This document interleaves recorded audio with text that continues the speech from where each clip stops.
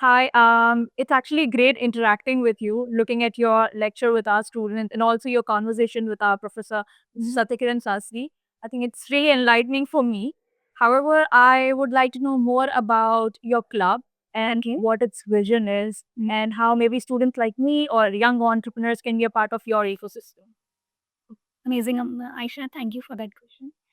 So at Impact Fusion Club, we are invoking innovation. We are inviting entrepreneurs. We are inviting startup founders and students like you from MBA colleges or even from engineering colleges for that matter.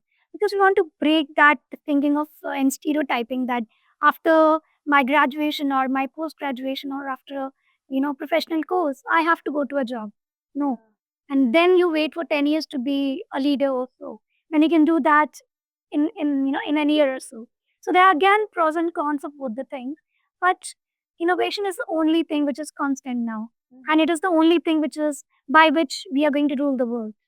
Yeah. Because the situations are so, sustainability is the only big next big thing, and there is so much demand and there is so much gap in the world outside where startups who are coming with impact driven ideas and ideas with sustainability, they are very much required.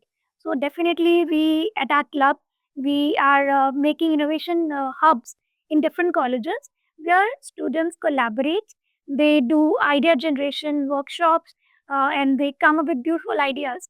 And we believe no idea is crazy. Yeah.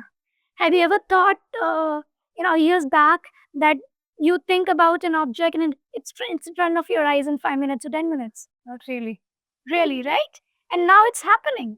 So that probably is an idea which somebody thought in a room like that, and it's a vision, and it's a it's part of a daily life now for you, for me, and for many out there.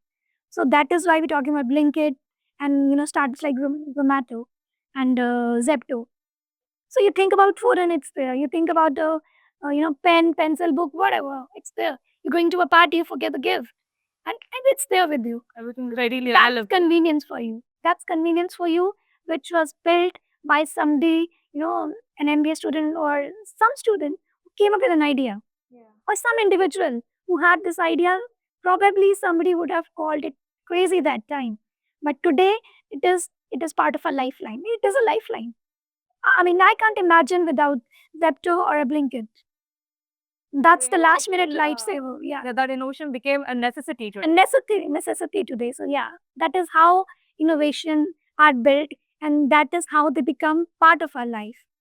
So that is why it's so important. Yeah. I think it's really great that you took this initiative of turning our innovations into actual reality. Yeah. And also considering how you focused on AI in your guest lecture, I would like to know how AI would shape our careers, specifically business students, 5 years down the line, maybe.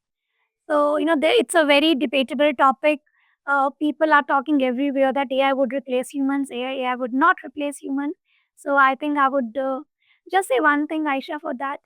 AI would not replace humans. AI, but would replace humans without know how of AI. So, just to keep it easy for you, AI would replace humans without AI. So, Okay. AI with humans would replace humans without AI. So I think that explains itself. I think that's well put, precisely correct. And also considering the fact that how you connect artisans to directly consumers, Yeah. how do you think that's sustainable when you actually scale it up to a large extent? Because I am planning to, start my own fashion line. So that's something that I'm really worried about. How do you connect direct artisans to consumers when you scale it up? Because initially it may be easy, but how do you make sure that goes on smoothly down the line? So with AI and with automation in place, nothing's difficult. When you can onboard, people talking about a particular art, talking about the entire country.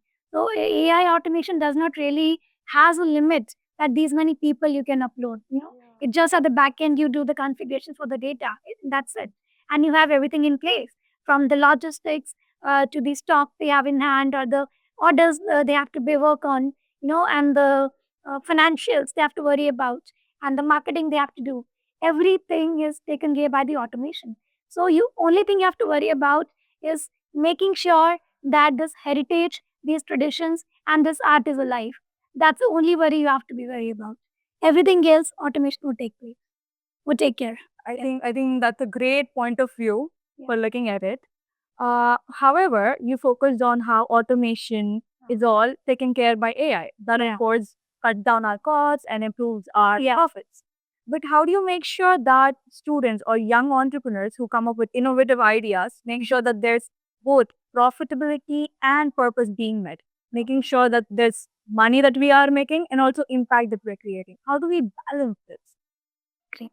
So for that, what I really suggest, strongly suggest rather, that students should be a part of volunteering, because volunteering is something which really gives you life skills and also business skills. I say that, Aisha, if you can, manage a project of slum area with 500 people, you can definitely run an organization worth $500 billion. So I would tell you, because the skills that learn on the go while working on a project in a slum area with 500 people, those are actually the skills you need to run a $500 billion company, or a 500 fortune company for that matter.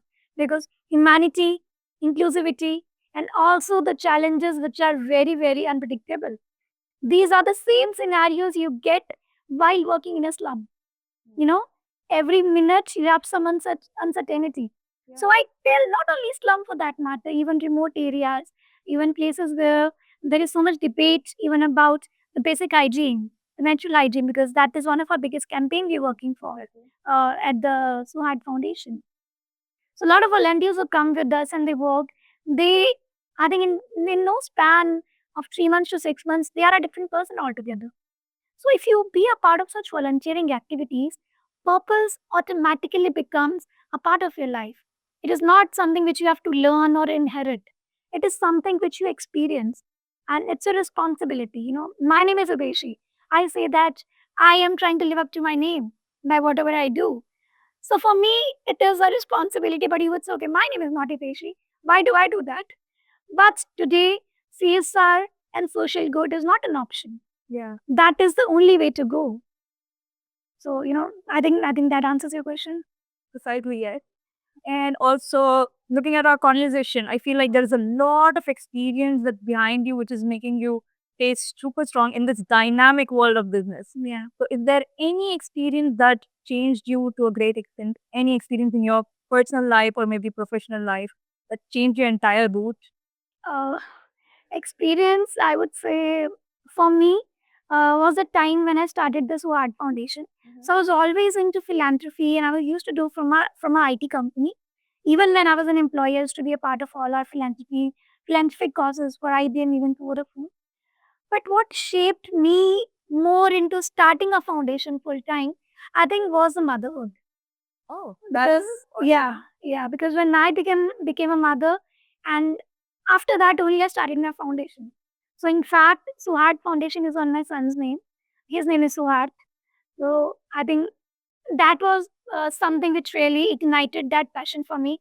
Looking at these orphan children, not having those basic opportunities which our kids don't even take care of. They don't even think that it's something. So there was a big gap between opportunities and lack of opportunities, and even lack of basic facility. So that is how I started Sword Foundation, and today we are empowering 1 million underprivileged women with mental sustainable hygiene, and that's an ongoing campaign, and so much more. So, I really commend that. And that's really sweet that you named it after your son. He's really lucky to have a mom like you. So yeah, that's pretty much. I would put that way. Maybe he shaped me, and he inculcated that feeling and responsibility for the society. So I think, yeah, I think I would put it that way. Yeah. That's really sweet. That's really inspiring as well for youngsters like us to also take up initiatives or volunteer for such things and learn through experience. Yeah, it was great talking to you. Maybe we can hang out later on for a coffee chat and learn more. Always up for kids and students and to invoke innovation. So yeah. Thank you.